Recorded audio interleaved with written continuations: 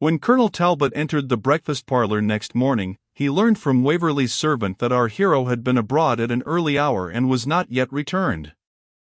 The morning was well advanced before he again appeared. He arrived out of breath, but with an air of joy that astonished Colonel Talbot. "There," said he, throwing a paper on the table, "there is my morning's work. Alick, pack up the Colonel's clothes. Make haste, make haste." The Colonel examined the paper with astonishment.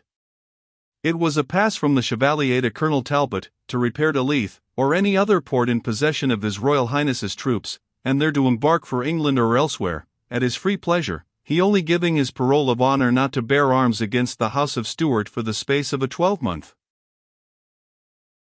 "In the name of God," said the Colonel, his eyes sparkling with eagerness, "how did you obtain this?" "I was at the Chevalier's levee as soon as he usually rises. He was gone to the camp at Duddingston. I pursued him thither, asked and obtained an audience, but I will tell you not a word more, unless I see you begin to pack. Before I know whether I can avail myself of this passport, or how it was obtained." "Oh, you can take out the things again, you know. Now I see you busy, I will go on. When I first mentioned your name, his eyes sparkled almost as bright as yours did 2 minutes since. Had you," he earnestly asked, "shown any sentiments favorable to his cause?" "Not in the least, nor was there any hope you would do so."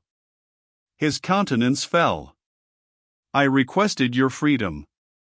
"Impossible," he said. "Your importance as a friend and confidant of such and such personages made my request altogether extravagant. I told him my own story and yours, and asked him to judge what my feelings must be by his own. He has a heart, and a kind one, Colonel Talbot, you may say what you please."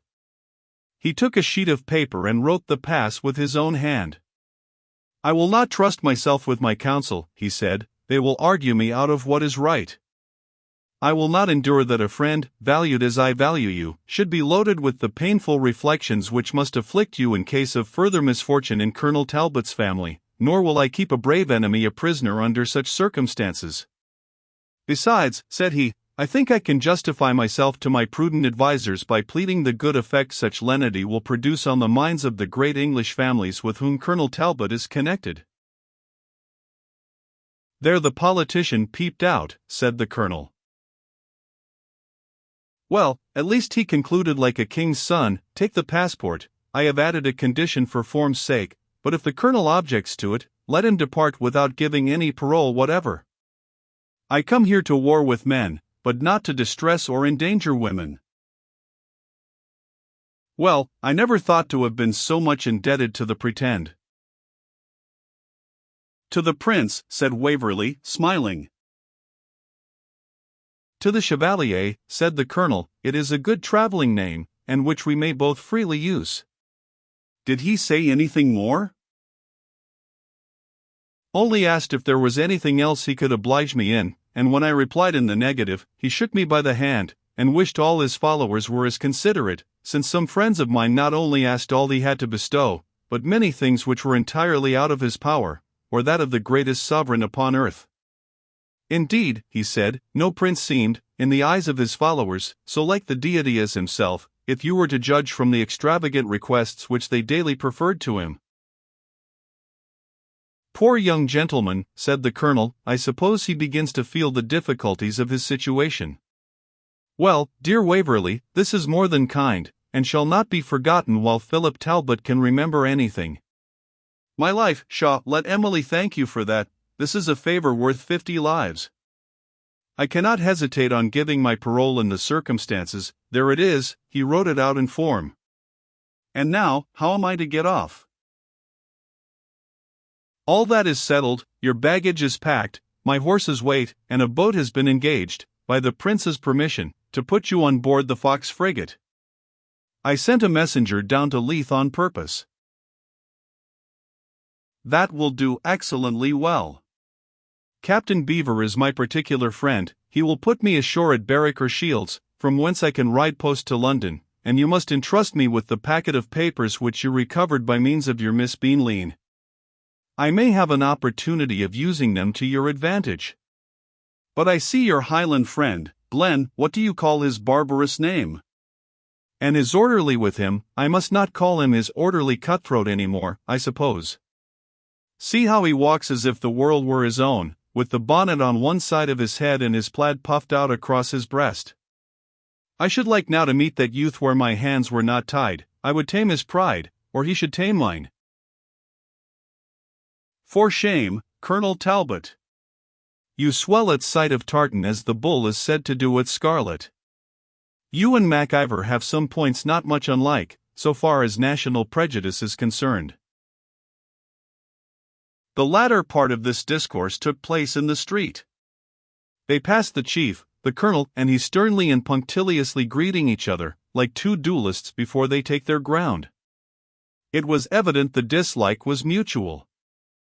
I never see that surly fellow that dogs his heels, said the colonel, after he had mounted his horse, but he reminds me of lines I have somewhere heard upon the stage, I think. Close behind him stalks sullen Bertram, like a sorcerer's fiend, pressing to be employed. I assure you, Colonel, said Waverley, that you judge too harshly of the Highlanders. Not a whit, not a whit, I cannot spare them a jot, I cannot bait them an ace. Let them stay in their own barren mountains, and puff and swell, and hang their bonnets on the horns of the moon, if they have a mind, but what business have they to come where people wear breeches, and speak an intelligible language? I mean intelligible in comparison to their gibberish, for even the Lowlanders talk a kind of English little better than the Negroes in Jamaica. I could pity the the Chevalier himself, for having so many desperadoes about him. And they learn their trade so early. There is a kind of subaltern imp, for example, a sort of sucking devil, whom your friend Glen at Glenamuck there has sometimes in his train. To look at him, he is about 15 years, but he is a century old in mischief and villainy. He was playing at quoits the other day in the court, a gentleman, a decent-looking person enough, came past, and as a quoit hit his shin, he lifted his cane, but my young bravo whips out his pistol, like Beau Clincher in the Trip to the Jubilee, and had not a scream of guard as low from an upper window set all parties scampering for fear of the inevitable consequences, the poor gentleman would have lost his life by the hands of that little cockatrice. A fine character you'll give of Scotland upon your return, Colonel Talbot. Oh, just as shallow, said the colonel, will save me the trouble. Baron, beggars all, beggars all. Marry, good air, and that only when you are fairly out of Edinburgh, and not yet come to Leith, as is our case at present. In a short time they arrived at the seaport. The boat rocked at the pier of Leith, full loud the wind blew down the ferry, the ship rode at the Barrack Law. Farewell, Colonel, may you find all as you would wish it. Perhaps we may meet sooner than you expect. They talk of an immediate route to England. Tell me nothing of that, said Talbot, I wish to carry no news of your motions. Simply, then, adieu. Say, with 1,000 kind greetings, all that is dutiful and affectionate to Sir Everard and Aunt Rachel. Think of me as kindly as you can, speak of me as indulgently as your conscience will permit, and once more adieu. And adieu, my dear Waverley, many, many thanks for your kindness.